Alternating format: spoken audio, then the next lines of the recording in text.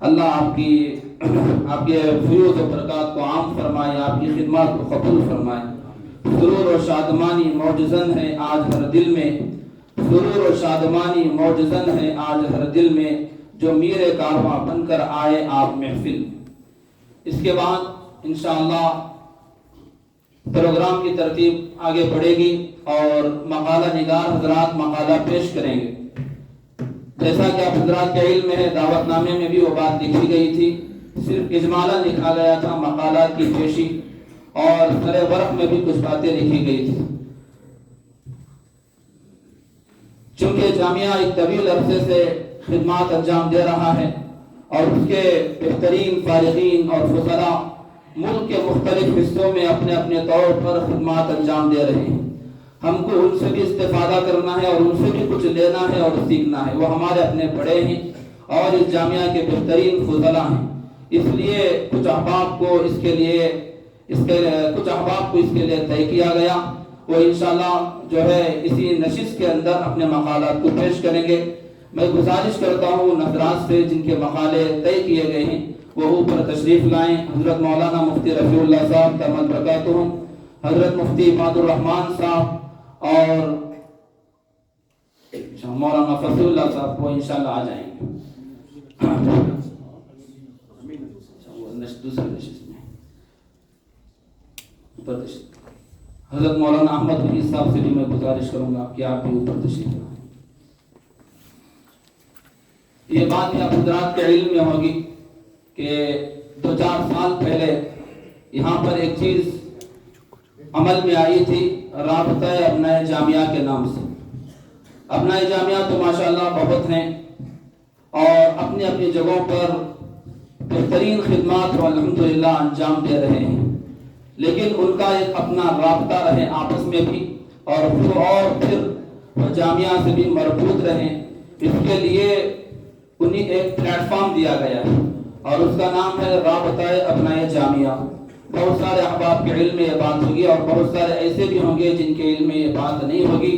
اس کا غرض و مقاصد کیا ہے، کن چیزوں کو پیش نظر رکھ کر رابطہ ابنائے جامعہ بنایا گیا اور ہم سب کو اس سے جڑ کر کیا کام انجام دینا ہے، اس سلسلے میں روشنی ڈالنے کے لیے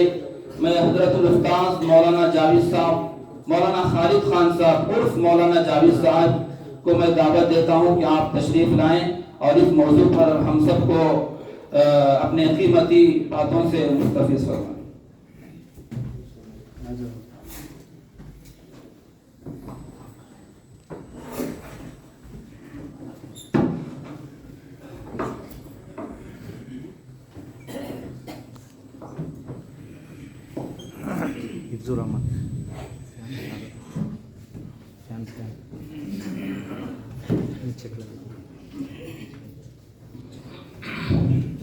السلام علیکم ورحمۃ اللہ وبرکاتہ۔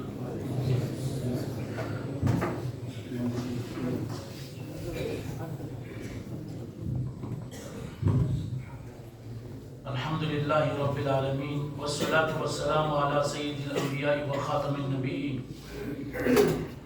جناب صدر جلسہ، حضرات اساتذہ کرام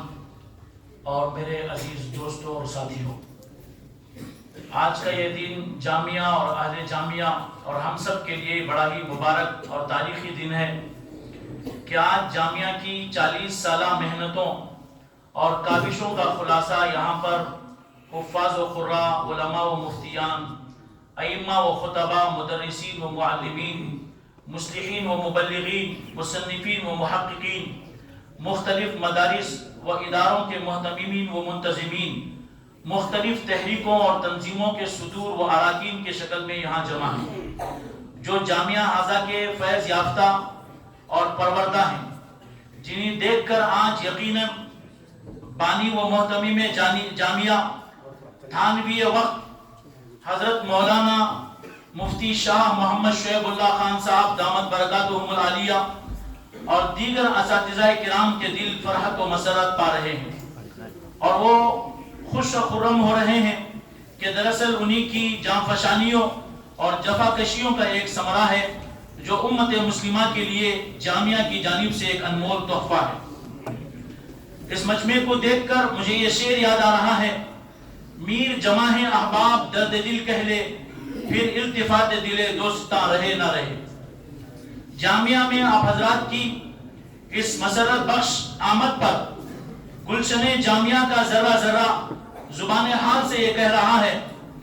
کہ ہے دیکھا جب سے یہ مہینے کہ وہ گلشن میں آئے ہیں،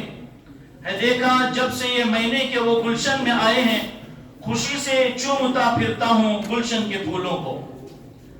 آپ حضرات رابطہ ابنائے جامعہ کی دعوت پر دور دراز سے اپنی قیمتی مصروفیات و مشغولیات کے باوجود اس اجلاس میں آپ نے شرکت فرمائی اور ہمارا تعاون فرمایا۔ اس مبارک و مسعود موقع پر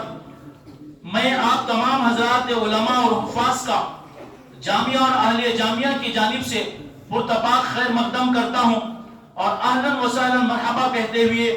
دل کی گہرائیوں سے پرجوش استقبال کرتا ہوں اور دعا گو ہوں کہ اللہ تعالی ہمارے اس اجلاس کو کامیاب و بامراد بنائیں اور آپ حضرات کی اس شرکت کو قبول فرمائیں۔ حضرات، ہم یہاں رابطے کے اجلاس میں، رابطہ بنائے جامعہ کے اجلاس میں شریک ہیں۔ یہ رابطہ دراصل جامعہ ہی کی ایک جامعہ کے جو فارغین ہیں ان کو جوڑنے کے لیے ایک لڑی ہے، اس لیے یہاں ضروری ہے کہ ہم اس وقت جامعہ کی تاریخ پر ایک سرسری نظر ڈال لیں۔ الجامعۃ الاسلامیہ مسیح العلوم جو صوبہ کرناٹک کے مشہور شہر بنگلور کے مدارس اسلامیہ کی فہرست میں ایک نمایاں اور جلی حرفوں سے لکھے جانے کے قابل سنہرا نام ہے، جس نے بڑی ہی کم مدت میں اپنی گوناگوں اور مختلف النوع، مختلف الجہات، عظیم الشان تعلیمی و تربیتی، علمی و اصلاحی، تصنیفی و تالیفی خدمات کی وجہ سے ہندوستان بالخصوص صوبہ کرناٹک میں اپنی ایک پہچان اور مقام پیدا کر لیا ہے۔ یہاں میں جامعہ اسلامیہ مسیح العلوم کی 40 سالہ تاریخ پر سرسری روشنی ڈالنا چاہتا ہوں۔ جامعہ کے عظیم فرزندوں، یہ ہماری خوش بختی اور خوش نصیبی ہے کہ جامعہ اسلامیہ مسیح العلوم کے بانی، محدث کبیر،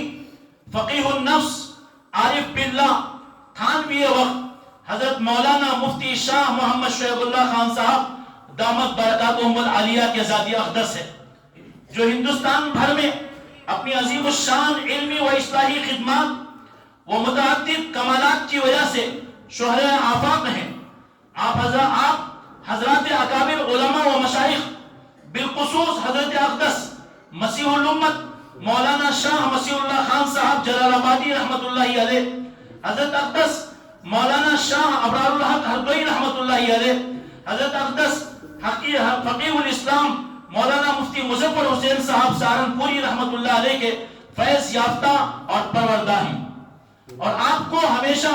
ان اکابر اساتذہ و مشائخ اعظام کی توجہات و دعائیں حاصل رہی ہیں۔ اس وقت ملک و بیرون ملک آپ محتاج تعارف نہیں رہے، اور آپ کے کمالات علمیہ و عملیہ اور امت مسلمہ کے لیے بے لوث خدمات کو دیکھ کر یہ دعا دل سے نکلتی ہے، تم سلامت رہو 1000 برس اور ہر برس کے ہوں دن 50 برس، 50,000۔ حضرات، یہ جامعہ، اس کی بنیاد آج سے ٹھیک 40 سال پہلے پڑی ہے۔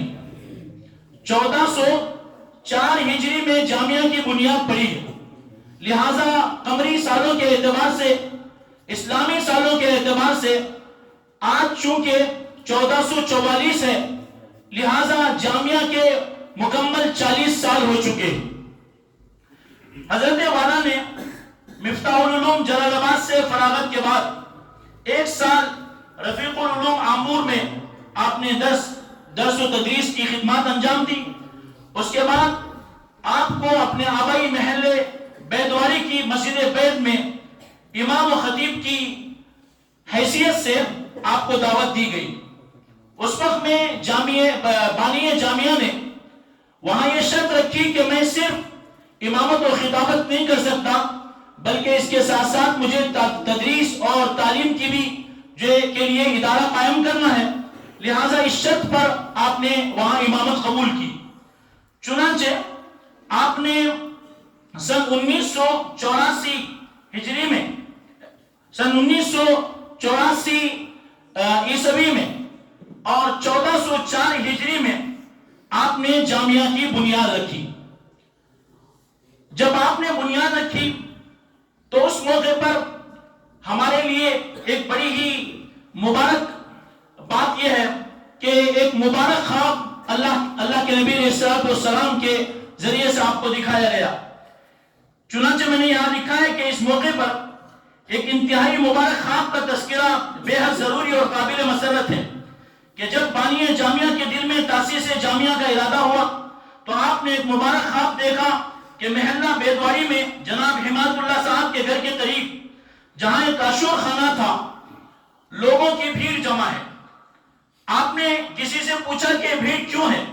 بتایا گیا کہ حضرت نبی کریم صلی اللہ علیہ وسلم تشریف لائے ہیں، لہٰذا لوگ آپ کی زیارت و دیدار کے لیے جمع ہو گئے ہیں. یہ سنتے ہی آپ فرتے مسرت میں دوڑے دوڑے اس مقام پر پہنچے. کیا دیکھتے ہیں کہ حضرت محمد عربی فدا ہو ابی و امی صلی اللہ علیہ وسلم تنے تنہا کھڑے ہوئے ہیں. جیسے ہی آپ پہنچے تو سرور عالم صلی اللہ علیہ وسلم نے آپ کا ہاتھ پکڑا اور مسجد کے بغل میں جہاں اس وقت ہر جمعرات اصلاحی مجلس ہوتی ہے، ابھی تو مسجد میں منتقل ہو گئی لیکن قریب تک بھی وہی ہوتی تھی، اور ہر جمعرات اصلاحی و تربیتی مجلس ہوتی ہے، تو اس جگہ نبی کریم صلی اللہ علیہ وسلم نے آپ کو لے کر کے گئے اور آپ نے خوشی و مسرت کا اظہار فرمایا. یہ وہ مقام ہے جہاں اس وقت صرف تہخانہ تھا اور کچھ موجود نہ تھا. اس میں اشارہ تھا کہ مدرسہ یہاں بنے گا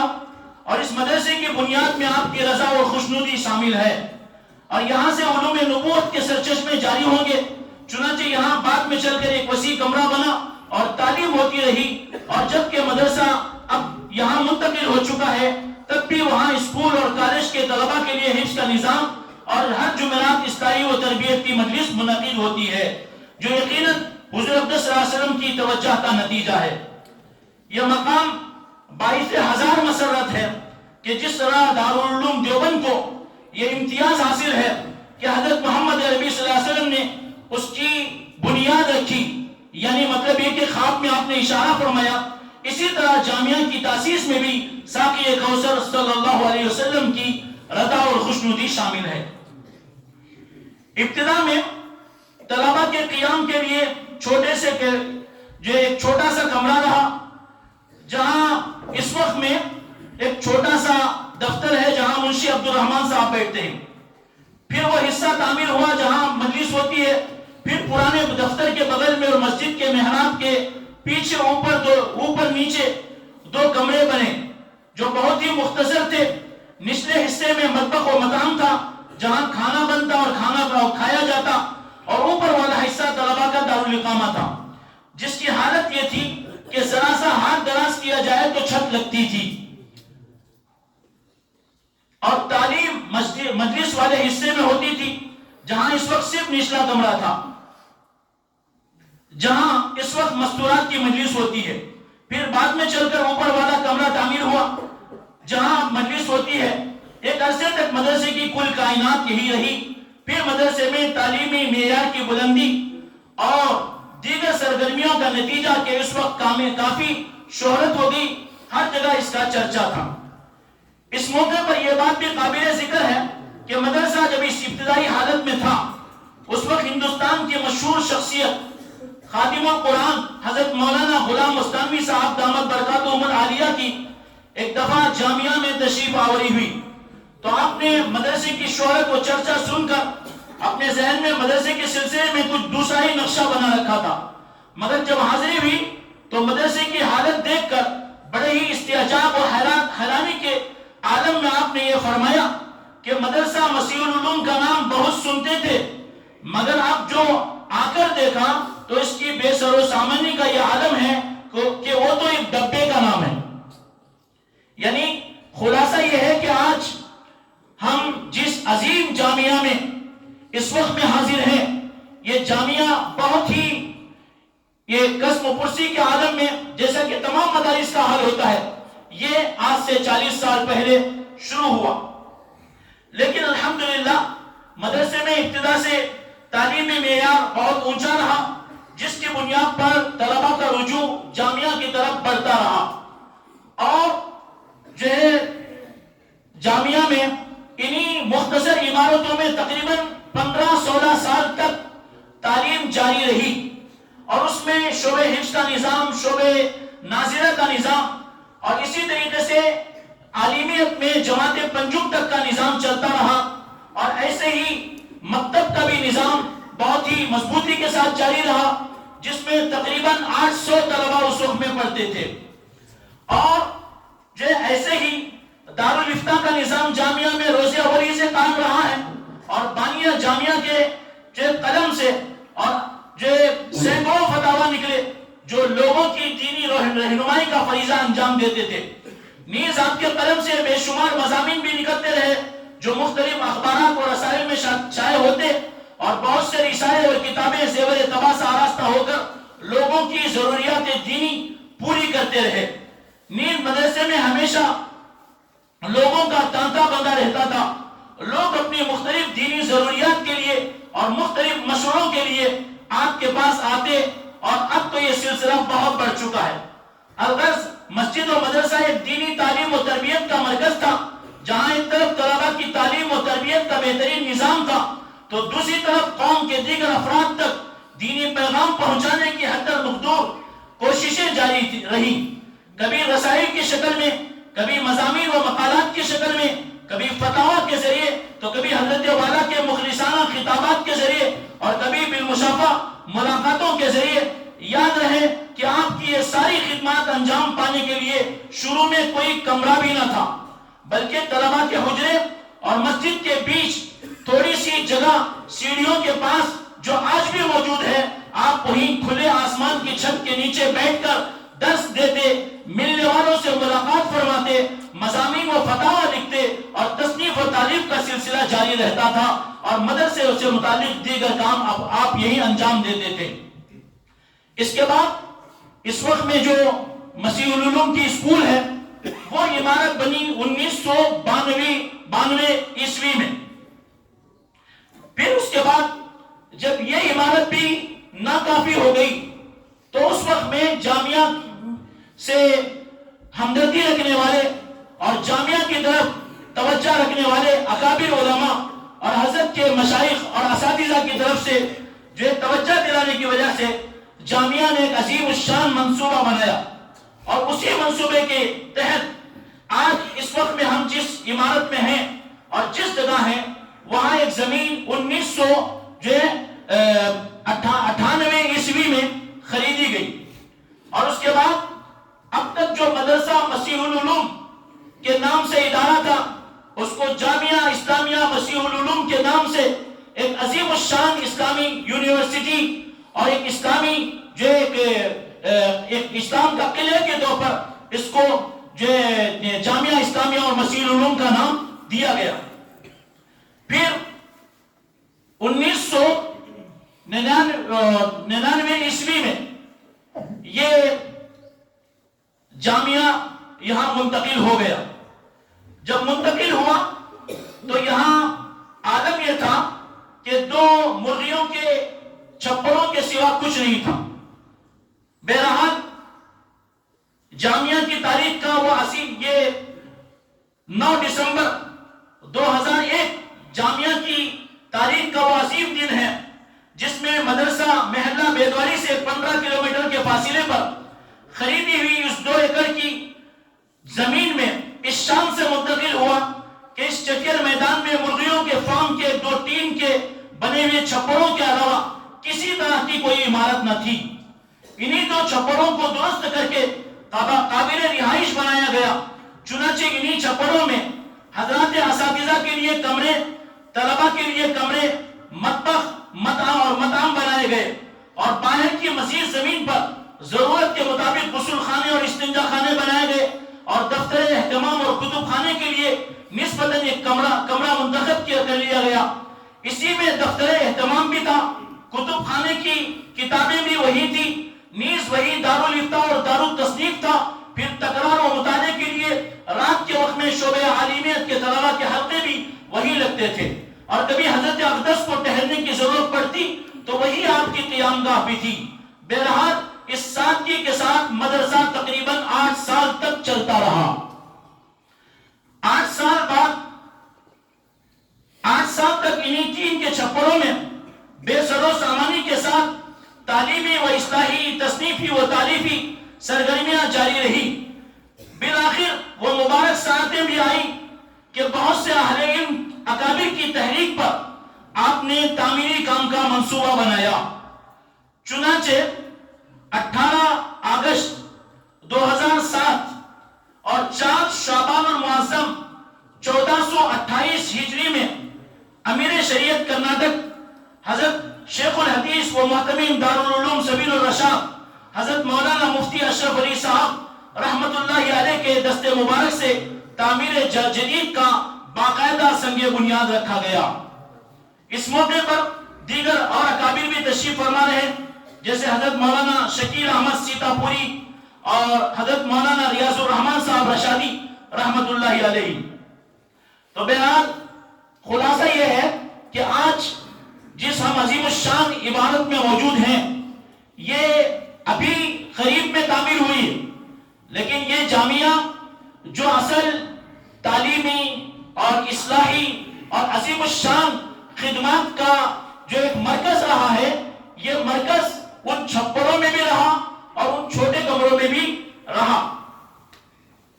اور اس کے بعد اللہ تعالیٰ کی توفیق سے مختلف عمارتیں یہاں تعمیر ہوتی رہی، اور یہ عمارت بھی جس میں اب اس وقت میں ہم شریک ہیں یہ بھی بنی.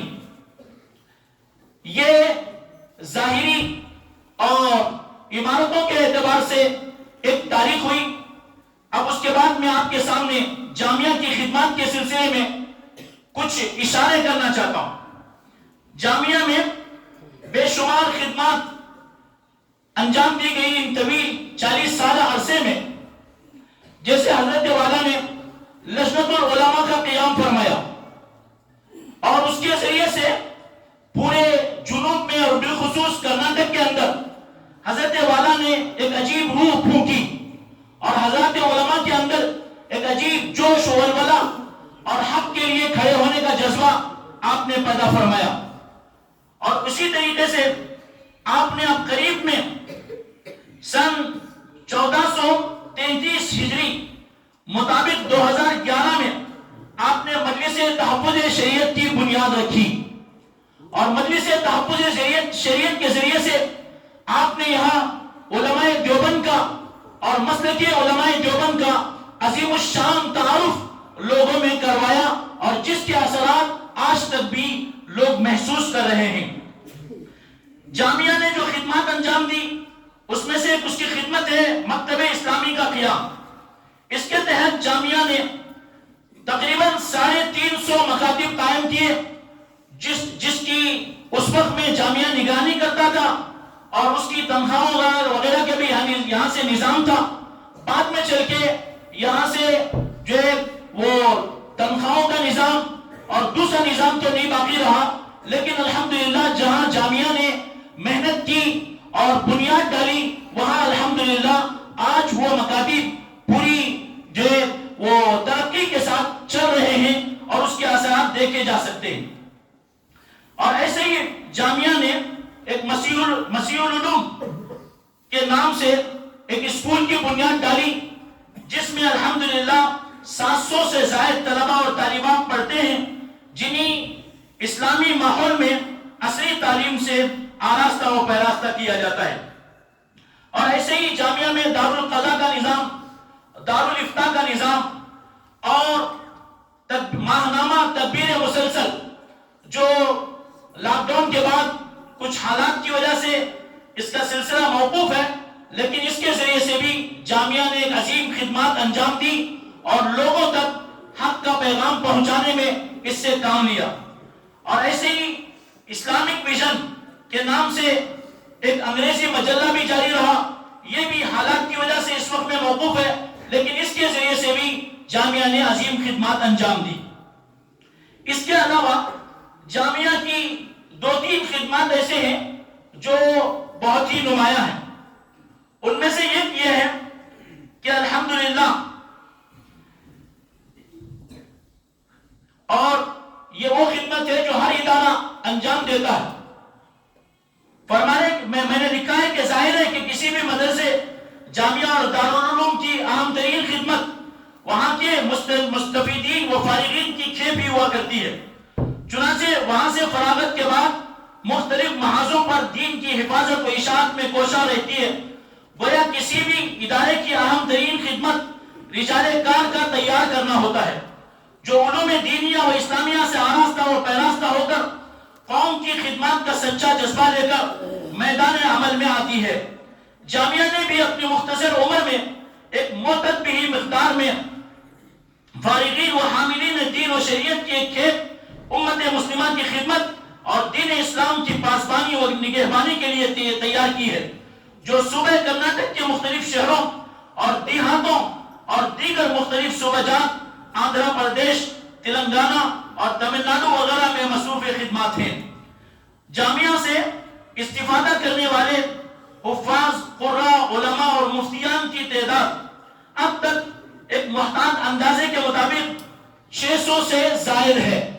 یہ وہ تعداد ہے جن کی باقاعدہ جامعہ سے فراغت ہے. اس کے علاوہ جن حضرات نے جامعہ میں یا تعلیم حاصل کی اور استفادہ کیا، ان کی تعداد تو ہزاروں میں ہے. اس کی وجہ یہ ہے کہ جامعہ میں ایک طویل عرصے تک فراغت کا نظام نہیں رہا، بلکہ جامعہ کا طرز یہ رہا کہ یہاں کبھی پنجم تک، کبھی ششم تک اور کبھی ہفتم تک تعلیم دی جاتی، اور اس کے بعد دارالعلوم دیوبند کو اور دیگر مدارس کو ان طلباء کو بھیج دیا جاتا تھا، وہاں سے ان کی فراغت ہوتی تھی. اب فراغت کا نظام اب قریب سے ہے، اس لیے ان کی تعداد 600 سے زائد ہے. الحمدللہ جامعہ کو یہ ہمیشہ یہ اعزاز حاصل رہا ہے کہ یہاں کا تعلیمی نظام چست و مضبوط رہا. بانی جامعہ نے ہمیشہ یہاں کے نظام تعلیم کو بہتر سے بہتر بنانے اور باقی رکھنے کے لیے اپنی استعداد، خودداد صلاحیتوں اور بصیرت و فراست کو کام میں لا کر یہاں کے نظام تعلیم کو چار چاند لگا دیے. چنانچہ ہمیشہ حضرات اکابر علماء نے یہاں کی تعلیم کو سراہا. اس کا اندازہ جامعہ کے فارغین سے لگایا جا سکتا ہے کہ آج شہر اور صوبے کی اور ایسے ہی مختلف صوبوں کی مختلف بڑی دینی درسگاہوں میں یہاں کے فارغین بحیثیت مدرسین خدمات انجام دے رہے ہیں، اور ان میں سے بیشتر کو اپنے یہاں اعتبار و استناد حاصل ہے، اور بعض منصب افتاء پر بھی فائز ہو کر بہترین خدمات انجام دے رہے ہیں. ان کے علاوہ دیگر فارغین اپنے اپنے مزاج و مذاق اور اپنے رنگ کے اعتبار سے مختلف علمی و دینی خدمات میں مصروف ہیں. ان میں بہترین قراء و ائمہ، خطبہ و واعظین، مدرسین و معلمین، دعاة و مبلغین، مصنفین و مؤلفین، محققین و مدققین سب ہیں. الغرض جامعہ نے اس قلیل عرصے میں امت کو بہترین دینی افراد فراہم کیے ہیں جو اس وقت مختلف علاقوں میں مختلف زاویوں سے دین کی ٹھوس اور بے لوث خدمت میں مصروف ہیں. جامعہ کی خدمات میں سے ایک خدمت ہے یہاں کی تصنیفی و تالیفی اور تحقیقی خدمات. جامعہ نے اپنے 40 سالہ قلیل عرصے میں جو مختلف خدمات انجام دی ہیں، ان میں سے ایک عظیم الشان خدمت علمی خدمت ہے جو تصنیف و تالیف، تحقیق و تدقیق سے متعلق ہے. جامعہ کی جانب سے تصنیف و تالیف کے میدان میں جو عظیم الشان خدمات انجام پائی ہیں وہ ایک قابل قدر و لائق فخر سرمایہ ہے. اور جس طرح جامعہ کی تعلیمی و تدریسی خدمات ایک مسلمہ حقیقت ہے، ایسے ہی اس کی تصنیفی و تالیفی خدمات بھی ایک معروف حقیقت ہے جو محتاج تعارف نہیں. یہ مقام شکر ہے کہ حضرت بانی جامعہ نے اپنے اس قلیل عرصے میں اردو اور عربی میں بے حد مفید اور حالات کے حسب تقاضا تقریباً 150 کتب و رسائل تحریر فرمائے،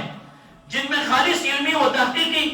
کتب و رسائل بھی ہیں اور اصلاحی و تذکیری بھی ہیں، تردیدی و تنقیدی بھی ہیں، درسی و نصابی بھی ہیں. یہ تمام کتابیں شائع ہو کر بے حد مقبول ہیں اور ان میں سے بعض جو منتظر طباعت بھی ہیں. اور بعض کتابیں تو اتنی بابرکت اور نافع ہیں کہ بلا مبالغہ ان کے 10 ایڈیشن نکل چکے ہیں. نیز آپ کے قلم سے کئی سو اصلاحی و تذکیری مضامین بھی مختلف اوقات میں مختلف جرائد و رسائل، اخبارات اور روزناموں میں شائع ہو چکے ہیں. حضرت بانی جامعہ کے علاوہ جامعہ کے حضرات اساتذہ و ابنائے جامعہ نے بھی آپ کے نقش قدم پہ چلتے ہوئے مختلف موضوعات پر تصنیفی و تالیفی کام انجام دیے ہیں. جامعہ کی خدمات میں سے ایک عظیم خدمت یہاں کا تربیتی نظام اور اصلاحی نظام بھی ہے، اور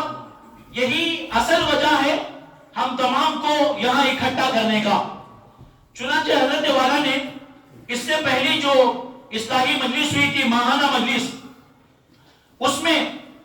اور اس سے پہلی والی مجلس میں آپ نے بہت ہی درد کا اظہار فرمایا اور یہ فرمایا کہ مجھے اس وقت میں اشارات ہیں کہ اس کے ذریعے سے آپ کام ہوگا، لہذا میں اس وقت میں علماء کی طرف متوجہ ہوں. وہاں عوام سے متعلق بھی کچھ باتیں آئیں. حضرت کی کوئی عوام میں مجلس رکھنا چاہتے تھے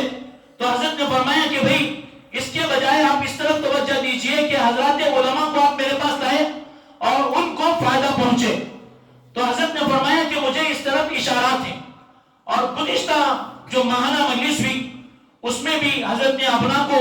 مجلس کے بعد اکٹھا فرمایا اور فرمایا کہ بھئی کم سے کم میری موت سے پہلے 8-10 لوگ تیار ہو جاؤ. یہ میں آپ کو اس لیے سنا رہا ہوں کہ اس وقت میں حضرت کی روح اور حضرت مکمل طور پر حضرات علماء اور اس میں بھی بالخصوص ہم ابنائے جامعہ کی طرف آپ بہت زیادہ متوجہ ہیں. آپ کو یہاں کسی اور مقصد کے لیے اکٹھا نہیں کیا گیا، صرف اس مقصد کے لیے اکٹھا کیا گیا کہ ہم سب مل کر کے حضرت والا کے نقش قدم پر چلیں اور ہم جہاں دینی خدمات انجام دے رہے ہیں مختلف طریقوں سے، تصنیفی و تحقیقی اعتبار سے، تدریسی اعتبار سے، امامت و خطابت کے ذریعے سے، مکاتب کے ذریعے سے اور دیگر مختلف جو طریقوں سے جو ہم خدمات انجام دے رہے ہیں، حضرت والا نے فرمایا کہ ان کاموں میں آج وسعت تو ہے لیکن قوت نہیں ہے. حضرت نے فرمایا کہ وسعت تو ہے، قوت نہیں ہے. اور آپ نے یہ بھی فرمایا کہ اس قوت کے نہ ہونے کی وجہ یہ ہے کہ آج حضرات علماء نے یہ اس خانقاہ کے نظام کو، اپنی اصلاح کی فکر کو انہوں نے چھوڑ دیا،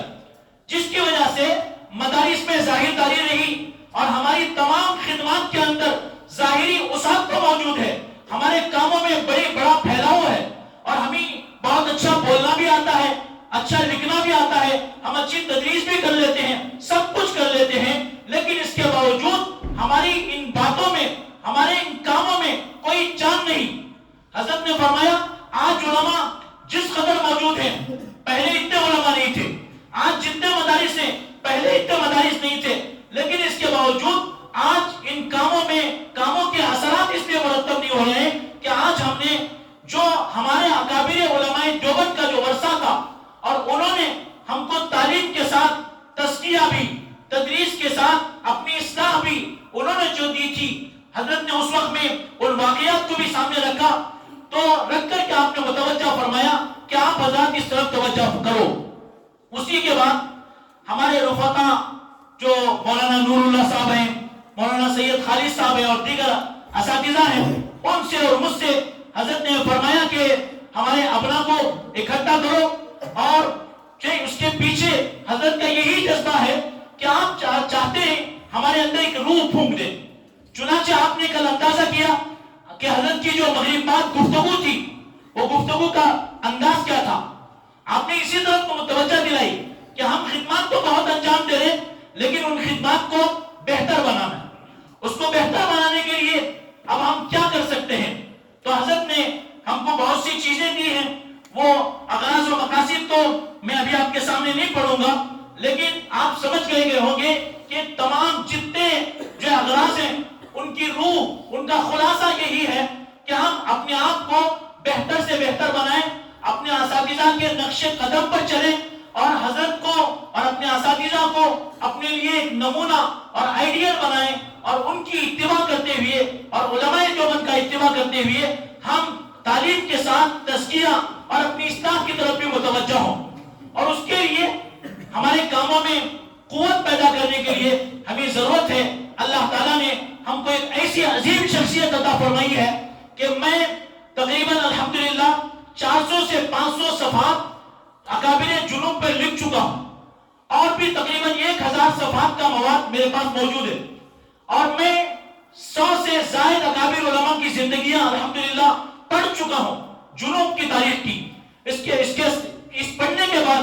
میں آپ کو بتاتا ہوں اس پوری تاریخ میں ایسی جامع کمالات علمیہ و عملیہ شخصیت مجھے کوئی نظر نہیں آئی. ہمارے اسی لیے میں اپنی کتابوں میں حضرت کو تھانوی وقت لکھتا ہوں اس لیے کہ حضرت کے اندر عجیب اللہ نے کمالات کی جامعیت رکھ دی ہے. آپ میں علمی کمالات بھی ہیں, عملی کمالات بھی ہیں اور سارے کمالات جو علماء دیوبند کی سیرت پڑھنے سے ان کے صالحات پڑھنے سے ہمیں ملتی ہیں. ان کی کتابوں میں جو ہم نے پڑھا ان کو ہم اپنی آنکھوں سے الحمدللہ دیکھ رہے ہیں اور میں نہیں آپ بھی دیکھ چکے ہیں, سب ہم دیکھ چکے ہیں آپ کی تنہائی کو اور آپ کی جلت و خلوت کو اور آپ کے معاملات کو, آپ کی ساری چیزوں کو دیکھ چکے ہیں. یہی وجہ ہے کہ طرح طرح کے فتنوں کے اٹھنے کے باوجود, طرح طرح کی رکاوٹوں کے باوجود آج بھی الحمدللہ آپ پوری طریقے سے الحمدللہ اپنی خدمات میں روز بروز آپ کی خدمات وسیع سے وسیع ہوتی چلی جا رہی ہے. حضرت بس اس وقت میں یہ چاہتے ہیں کہ ہم میں سے ہر ایک عظیم جو رہنما بنے. حضرت نے یہ فرمایا کہ اس وقت میں یہ خانقاہی طریقوں سے فتنے اٹھ رہے ہیں, ختم نبوت پر ڈاکہ ڈالا جا رہا ہے ذکر کے نام سے, مختلف ناموں سے. تو حضرت نے فرمایا کہ کیا ہی بہتر ہوگا کہ آپ حضرات میرے پاس یا جو دیگر مشائخ ہمارے موجود ہیں ان کے پاس جائیں, ان سے اپنا رابطہ رکھیں, اپنا تعلق رکھیں اور اپنی اصلاح کروائیں اور آپ میں سے ہر ایک مصلح بن جائے. حضرت نے فرمایا کہ آپ صرف خطبہ نہ رہیں, آپ مدرسین نہ رہیں, آپ صرف مصنفین نہ رہیں, بلکہ آپ ایسے ہوں آپ جہاں جائیں اللہ کی محبت کی آگ وہاں آپ لگا دیں. اسی مقصد کے لیے آپ کو جو ہم سب کو جوڑا گیا ہے اور اگر ہم جامعہ سے مربوط ہوں اور اتنے عظیم رہنما سے مربوط ہوں, اتنے عظیم جامعہ سے اگر ہم مربوط ہوں تو انشاءاللہ ہمارے جو انفرادی بکھرے ہوئے کام ہیں ان کے اندر ایک عجیب اجتماعیت آ جائے گی اور اس اجتماعیت کے برکت سے ہمارے جو کاموں کے اثرات تھوڑے ظاہر ہو رہے وہ ایک جو ہے شاندار انداز میں ایک اجتماعی طور پر عظیم الشان نتائج مرتب ہوں گے. معاف کیجئے میں نے تھوڑا سا وقت زیادہ لے لیا, لیکن میں چاہتا تھا کہ حضرت کے جذبات کو آپ تک پہنچا دوں تو اس لیے میں نے تھوڑا سا وقت ضائع کیا. اللہ تعالیٰ سے دعا کرتا ہوں کہ اللہ تعالیٰ ہمارے حضرت کا اور ہمارے اساتذہ حضرت مولانا صغیر احمد صاحب دامت برکاتہم اور دیگر جو ہمارے اساتذہ ہیں ان کا اللہ تعالیٰ ہم پر سایہ جو ہے عافیت کے ساتھ, صحت کے ساتھ تادیر قائم رکھے اور ان حضرات سے ہمیں استفادے کی توفیق عطا فرمائے. اللہ تعالیٰ اس جامعہ کو بھی خوب خوب ترقیات عطا فرمائے اور ہم تمام کو یہاں آج جس مقصد کے لیے جوڑا گیا ہے اس مقصد میں اللہ تعالیٰ ہم تمام کو بھرپور کامیابی عطا فرمائے. وآخر دعوانا ان الحمدللہ رب العالمین.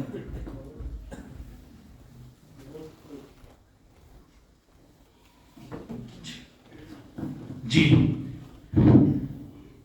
مجھ سے بھول ہوئی,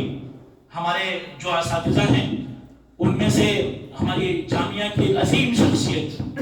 بلکہ علمی عملی ہر اعتبار سے جن حضرات نے پڑھا ہے وہ جانتے ہیں. ہمارے حضرت مولانا اسلم اللہ صاحب رشادی قاسمی رحمت اللہ علیہ, جن پر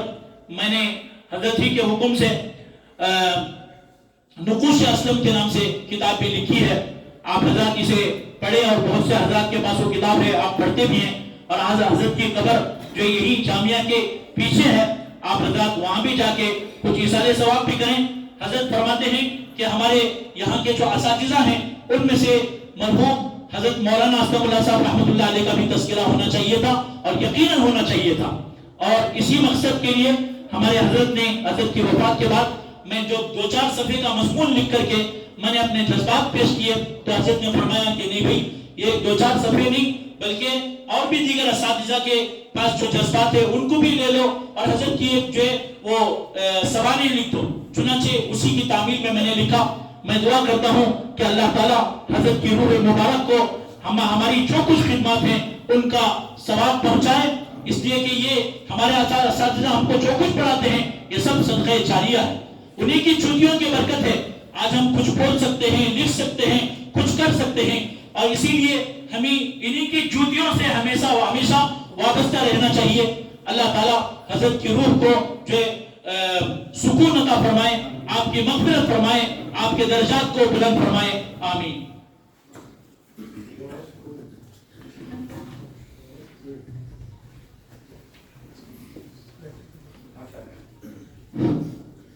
ماشاءاللہ یہ تھے جامعہ کے استاذ موقر استاذ مولانا خالد خان صاحب زیدہ مظلوم، جنہوں نے بہت مفصل اور صاف گفتگو فرمائی اور جامعہ کی نہ ہی صرف تاریخ بیان کی بلکہ اس کی وہ علمی اور روحانی روایتوں کا وہ سارا تسلسل بیان کیا جو کہ حقیقت میں جامعہ سے عبارت ہے. جامعہ اور ادارہ کوئی بھی ہو اس کے در و دیوار کا نام نہیں ہوا کرتے بلکہ اس کے وہ روشن کارنامے اور اس کی وہ روایات ہوتی ہیں اور اس کی وہ مضبوط علمی و عملی دعوتی اور روحانی تاریخ ہوتی ہے اس کے پیچھے. وہی حقیقت میں کوئی بھی جامعہ یا ادارہ ہوتا ہے. تو یہ جو تاریخ ہے اس تاریخ کو جاننا، اس تاریخ کو سمجھنا، اس کو دل میں بسانا یہ ہمارے لیے ہماری ضرورت بھی ہے، اس کے اندر ہماری دلچسپی کا سامان بھی ہے. دلچسپی تو اس طور پر کہ مولانا جب اپنی وہ جامعہ کی پرانی تاریخ بتا رہے تھے تو بہت سارے یہاں ہمارے اپنا میں سے وہ بھی ہیں جنہوں نے اس زمانے میں تعلیم حاصل کی ہے، تو ان کے دل و دماغ میں اس وقت کی حسین یادیں ان کے دل و دماغ کو سرشار کر رہی تھی اور میں بعضوں کے چہرے سے اس کے تاثرات بھی دیکھ رہا تھا. اور ضرورت اس لیے ہے کہ جو قوم یا جو ادارہ یا کہ اپنی تاریخ کو بھلا دیتے ہیں پھر وہ ان کا مستقبل بھی اندھیروں میں گم ہو جاتا ہے. تو ہماری جو تاریخ ہے علماء دیوبند کی ہے، اکابر کی ہے، اور ہم حضرات جو علماء اور مدارس کے جس لائن سے جڑے ہوئے ہیں ان کی ان ساری باتوں کو اور خود ہمارے ادارے کی ان ساری باتوں کو ذہن میں رکھنا ہماری ضرورت ہے. اور رابطے کا مقصد بھی یہی ہے کہ ان ساری باتوں کا وقتاً فوقتاً مذاکرہ ہوتا رہے اور ہم ادارے کی علمی اور روحانی روایتوں کی پاسداری کرتے ہوئے اس کے تسلسل کو باقی رکھتے ہوئے اس کو ان ساری روایتوں سے اپنے آپ کو بھی وابستہ رکھیں اور ان روایتوں کو میں اپنے آپ کو آگے بڑھانے کی فکر کریں. میں شکریہ ادا کرتا ہوں مولانا خالد خان صاحب کا کہ انہوں نے جامعہ کے تاریخ کے بعد اس سیمینار کے آگے مقاصد اور اغراض کے سلسلے میں بھی بہت واضح گفتگو فرمائی اور حضرت کی منشا اور جو مراد ہے اور حقیقی حضرت کی جو خواہش ہے اس کو بھی انہوں نے بہت مضبوط انداز سے اور بہت صاف انداز سے انہوں نے ہمارے سامنے پیش کرنے کی کوشش فرمائی. اللہ تبارک و تعالیٰ ان کو جزائے خیر عطا فرمائے. جیسا کہ آپ حضرات کو معلوم ہے کہ ہمارے اس پروگرام میں ایک حصہ مقالات کی پیشی بھی ہے. مولانا کی گفتگو تمہیدی گفتگو تھی اور اس میں بہت ساری ضروری باتوں کی وضاحت آ گئی. آگے مقالات کا سلسلہ ہے. کچھ مقالات ہیں، کچھ حضرات مقالات پیش کریں گے اور کچھ حضرات اپنے تجربات پیش کریں گے. چونکہ ہمارے فارغین اور فضلاء کے کاموں میں بڑا تنوع ہے، بہت سارے حضرات علمی اور تدریسی لائن میں لگے ہوئے ہیں اور دوسرے بہت سارے حضرات ملی اور دینی رفاہی خدمات میں اور دوسری خدمتوں میں لگے ہوئے ہیں. اسی کو پیش نظر رکھتے ہوئے مقالات میں اور تاثرات کی پیشی میں بھی عناوین کا تنوع رکھا گیا ہے تاکہ مختلف طرح کے حضرات سے ان کے